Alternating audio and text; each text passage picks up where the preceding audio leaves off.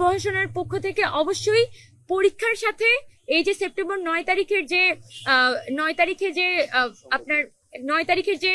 ভোটের দিনটি ঠিক করা হয়েছে, সেই নির্বাচনের দিনের একটা সংগতি বিধান করা অতীব প্রয়োজন। এবং আমরা মনে করি যে এই নির্বাচন কমিশন ঢাকা বিশ্ববিদ্যালয়ের প্রতিটি ডিনের সাথে বসে ডিনস মিটিং এ এই পরীক্ষার ডেটগুলো নিয়ে আলাপ করাটা খুবই জরুরি। এবং আমরা আশা করি যে ঢাকা বিশ্ববিদ্যালয় প্রশাসন যদি ডিনস মিটিং এ এই বিষয়গুলো নিয়ে আলাপ করে, তাহলে দুই পক্ষের সম্মতিতে বা দুই পক্ষের আলাপচারিতার মধ্য দিয়ে একটি সমাধান অবশ্যই বের হয়ে আসবে। আমরা যেটা আশা করি, বিশ্ববিদ্যালয় প্রশাসন আমাদের ছাত্রদের যে কনসার্ন গুলো সেগুলো আমলে নিয়ে, আমরা এটাও চাই যে বিশ্ববিদ্যালয়ের স্টুডেন্টরা যাতে নির্বিঘ্নে পরীক্ষা দিতে পারে। আবার আমরা এটাও চাই যাতে নির্বিঘ্নে স্বতঃস্ফূর্তভাবে ডাকসু নির্বাচনটা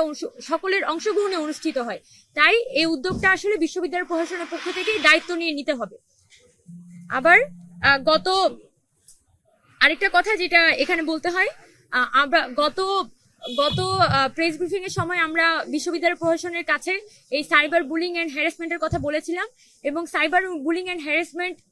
নিরসনের জন্য বিশ্ববিদ্যালয় প্রশাসনের পক্ষ থেকে পর্যাপ্ত উদ্যোগ গ্রহণের কথা বলেছিলাম। তবে আমরা এখানে যেটা দেখতে পাচ্ছি যে বিশ্ববিদ্যালয় প্রশাসন এখনো পর্যন্ত এই সাইবার বুলিং এন্ড হ্যারাসমেন্টের বিষয়ে কোনো কার্যকর পদক্ষেপ গ্রহণ করেনি, এবং আমাদের যারা প্রার্থীরা আছে তাদেরকে এখনো পর্যন্ত অনলাইন লেভেলে প্রচুর হ্যারাসমেন্টের শিকার হতে হচ্ছে, অনেক বেশি বাজে কথাবার্তার শিকার হতে হচ্ছে। বিশেষ করে এখানে আমার বলতে হবে যে যারা নারী প্রার্থী আছে হল এবং সেন্ট্রাল কেন্দ্রীয় সংসদে, প্রত্যেকটি পর্যায়ে দেখাচ্ছে এই নারী প্রার্থীরা যারাই প্রার্থিতা করতে আসছেন তাদেরকে এক ধরনের একটা সোশ্যাল মিডিয়া ক্যারেক্টার অ্যাসোসিয়েশনের মধ্যে পড়তে হচ্ছে, যেই ব্যাপারে বিশ্ববিদ্যালয় প্রশাসন এখনো পর্যন্ত কোনো কার্যকরী পদক্ষেপ গ্রহণ করতে পারেনি। আমরা আমাদের জায়গা থেকে যেটা প্রপোজ করেছিলাম যে সাইবার বুলিং এন্ড হ্যারাসমেন্ট রোধে একটি আমাদের যে ডিএমপি আছে, ঢাকা মেট্রোপলিটন পুলিশ, তাদের যে সাইবার সিকিউরিটি অংশটা আছে, তাদের সাথে মিলে ঢাকা বিশ্ববিদ্যালয় এই ডাকসু নির্বাচন কেন্দ্র করে যাতে একটি স্পেশাল সাইবার সেল গঠন করে আমাদের প্রার্থীদের এক ধরনের একটা সাইবার নিরাপত্তা নিশ্চিত করতে পারে। এবং আমরা আশা করবো যে অতি শীঘ্রই আমাদের বিশ্ববিদ্যালয় প্রশাসন এবং নির্বাচন কমিশন এ বিষয়ে একটি সিদ্ধান্তে আসতে পারে। আমরাও হয়তো প্রেস ব্রিফিং করছি, অনেকেই অনেক ধরনের প্রেস ব্রিফিং করছে।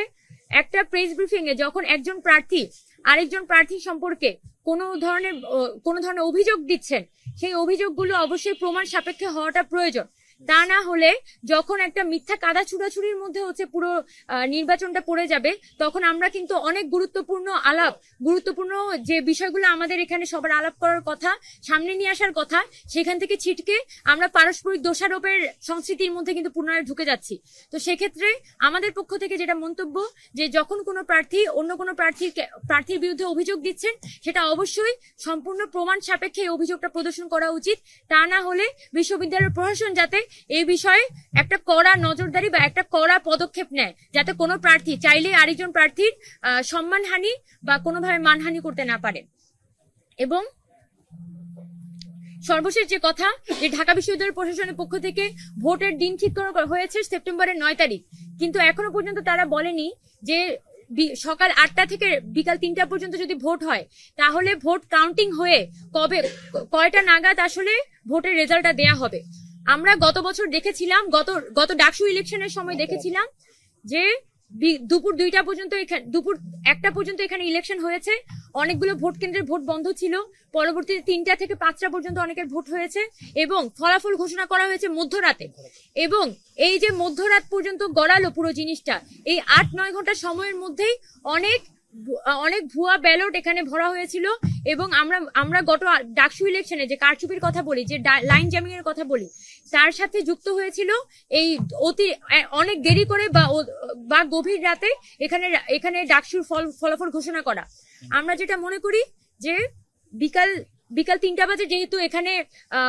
ভোটের শেষ সময়, তাই ভোটের শেষ সময় থেকে শুরু করে ভোট কাউন্টিং এবং ফলাফল ঘোষণার যে সময়, এই দুইটির মধ্যে দূরত্ব খুব বেশি রাখা যাবে না। যদি বিকাল 3টা থেকে শুরু করে ভোরবেলা তারা ফলাফল ঘোষণা করে, তাহলে আমরা আশঙ্কা করছি যে এখানে যেসব রাজনৈতিক সংগঠন এখানে প্রভাব বিস্তার করার চিন্তা করছে, প্রশাসনিকভাবে বা রাজনৈতিকভাবে, তারা এই সময়টার মধ্যে নানান ধরনের অবৈধভাবে এখানে ভোটের ফলাফল পরিবর্তন করতে পারে। এবং যদি বিশ্ববিদ্যালয় প্রশাসন অতি দ্রুত এই সময়সীমাটা নির্ধারণ না করে এবং অতি দ্রুত হচ্ছে তারা যাতে ভোট কয়টা বাজে ফলাফল দিবে সেটা না জানায়, তাহলে আমরা অবশ্যই এখানে নির্বাচন আসলে আদৌ ফ্রি অ্যান্ড ফেয়ার হবে কিনা সে বিষয়ে আমাদের আশঙ্কা থেকে যাবে। আমাদের এই বিষয়গুলো হচ্ছে এখানে উদ্বেগ প্রকাশ করার ছিল। যদি অন্য কোনো বিষয় এখানে কনসার্ন তৈরি হয় আমরা আবার আপনাদের সাথে কথা বলবো। সর্বশেষ যেটা বলতে চাই যে আমরা চাই বিশ্ববিদ্যালয়ের এই সেপ্টেম্বরের 9 তারিখই ঢাকা বিশ্ববিদ্যালয়ের সকল স্টুডেন্ট স্বতঃস্ফূর্তভাবে সকলে নিজ উদ্যোগে ভোট কেন্দ্রে এসে যাতে ভোট প্রদান করে এবং বিশ্ববিদ্যালয় প্রশাসন সকলের জন্য এক ধরনের একটা অবারিত এবং সকলের জন্য যাতে সারাদিন ব্যাপী বিভিন্ন ধরনের ফ্যাসিলিটিস রাখে যাতে সাধারণ শিক্ষার্থীরা একটা উৎসবমুখর পরিবেশে এখানে ভোট দিতে আসতে পারে এবং প্রার্থী এবং ভোটারদের মাঝখানে সম্পর্কটা যাতে সৌহার্দ্যপূর্ণ হয়। সেই জায়গায় বিশ্ববিদ্যালয় প্রশাসন যদি হচ্ছে পদে পদে এখানে নানান সমস্যা তৈরি করতে থাকে, পদে পদে রেস্ট্রিকশন ক্রিয়েট করতে থাকে, তাহলে ভোটারদের জন্য যেমন এটা এক সমস্যা, একই সাথে প্রার্থীদের জন্য এটা একটা বড় ধরনের ভোগান্তি। আমরা আশা করব যে আমাদের বিশ্ববিদ্যালয় প্রশাসন এই সকল বিষয় মাথায় রেখে আমাদের এই যে ভোটের দিনটিকে সামনে রেখে স্বতঃস্ফূর্ত এবং ফ্রি অ্যান্ড ফেয়ার ইলেকশনের স্বার্থে আমাদের যে দাবিগুলো আছে সেটা অতি দ্রুতই মেনে নিবে। সবাইকে অসংখ্য অসংখ্য ধন্যবাদ। আগামীকালকেই আমরা আমাদের যে আজকে দাবিগুলো আপনাদের সামনে পড়েছি সেই দাবিগুলো নিয়ে আমরা আমাদের বিশ্ববিদ্যালয় প্রশাসনের কাছে স্মারকলিপি পেশ করব। প্রার্থীরা আমরা তো এই ঢাকা বিশ্ববিদ্যালয়ে হয়তো আমাকে অনেকেই আপনারা টেলিভিশনে দেখে থাকেন এবং আমি হয়তো অনেক সময় টকশোতে যাচ্ছি কথা বলছি, কিন্তু আমরা যখন এখানে নির্বাচনে দাঁড়িয়েছি আমাদের প্রধান কনসার্নটা হচ্ছে আমরা যাতে আমাদের ছাত্রছাত্রীদের সাথে ইন্টারেক্ট করতে পারি, আমরা যাতে আমাদের সহপাঠীদের সাথে কথা বলতে পারি, তাদের কাছে ভোট চারপাশ থেকে মিডিয়া কর্মীরা ঘিরে ধরে এবং ফলাফল যেটা হচ্ছে আমার সাথে আমরা যারা যাচ্ছি আমাদের সাথে ভোটারদের এক ধরনের একটা ইতস্তত ভোটাররা আমাদের কাছে আসতে ইতস্তত বোধ করেন এবং সবাই মনে করেন যে আমরা মনে হয় ক্যামেরায় চেহারা দেখানোর জন্য হচ্ছে তাদের সাথে কথা বলতে যাচ্ছি। কিন্তু আমরা আপনাদের কাছে অনুরোধ করব যে আমরা যদি আপনাদেরকে জানাই, আমরা সময়সীমা তো আপনাদেরকে জানিয়েই দিব যে আমরা কোথায় যাচ্ছি না যাচ্ছি, এটা তো আমরা মিডিয়া গ্রুপে জানিয়েই দিই। যখন আমরা রাস্তাঘাটে যাচ্ছি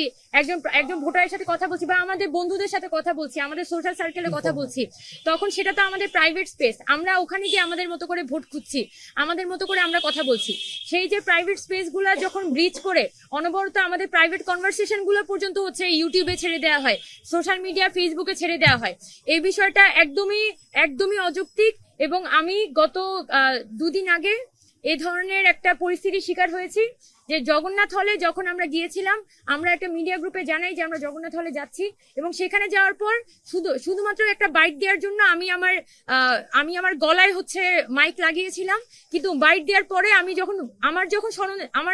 ভুলে যাই যে আমার গলায় মাইকটা আছেন, তখন কিন্তু আমার গলা থেকে ওই সংবাদকর্মীর দায়িত্ব ছিল তার মাইকটা নিয়ে নেয়া। উনি কিন্তু আমার কাছ থেকে মাইকটা নেননি, বরং পুরোটা সময় আমি কার সাথে কি কথা বলছি সেই কথাগুলো উনি রেকর্ড করেছেন, ভিডিও করেছেন এবং পরবর্তীতে তাদের যে নিউজ হাউসগুলো আছে, মিডিয়া হাউসগুলো আছে, সেই মিডিয়া হাউসগুলোতে তারা ক্লিপস আকারে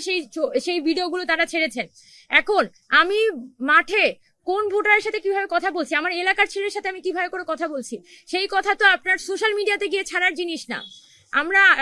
আপনাদের কাছে বিশেষ করে অনুরোধ করব যে আপনারা এভাবে করে রাস্তাঘাটে যারা প্রার্থীরা আছেন তাদের এই যে প্রাইভেসিটা আছে সেটাকে আপনারা সম্মান জানাবেন এবং আমরা যখন ভোটারের কাছে যাচ্ছি সেই জায়গাটার প্রতি আপনারা সম্মান জানিয়ে ভোটার এবং প্রার্থী দুইজনের যে মোলাকাত সেটাকে আপনারা সহজ করে দিবেন।